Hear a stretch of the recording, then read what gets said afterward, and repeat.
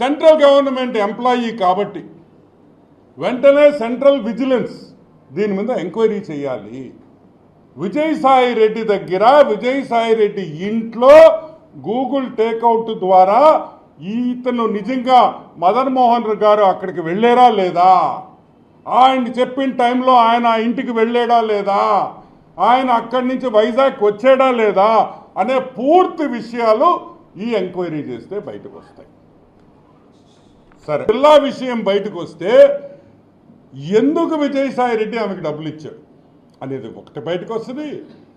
ఏమేమి పనులు చేయించుకున్నారో వైజాగ్లో, ఏ ఏ ల్యాండ్స్ దొంగతనం చేశారనే విషయం కూడా అన్నీ కూడా బయటకు వస్తాయి. సో వెంటనే దీని మీద మనం విజిలెన్స్ ఎంక్వైరీ మనం అడుగుతున్నాం. అన్ని విషయాల్లో కూడా ఈరోజు వైజాగ్ దోపిడీ చేసింది విజయసాయి రెడ్డి అనేది అర్థమైపోయింది. 1,60,00,000 ఇచ్చిన ఒక మెంబర్ ఆఫ్ పార్లమెంట్ చెప్తుండింది, ఒక సెంట్రల్ గవర్నమెంట్ ఎంప్లాయీ, ఒక మెంబర్ ఆఫ్ పార్లమెంటు 1,60,00,000 రూపాయలు ఒక సెంట్రల్ గవర్నమెంట్ ఎంప్లాయీకి ఇచ్చాడంటే అతను వెంటనే అరెస్ట్ చేయాలి. సిబిఐ ఎంక్వైరీ అడుగుతున్నాం. ఎందుకంటే it is a serious matter. ఒక పక్క మెంబర్ ఆఫ్ పార్లమెంట్ రాజ్యసభ, ఒక పక్క సెంట్రల్ గవర్నమెంట్ గ్రూప్ 1 ఆఫీసర్.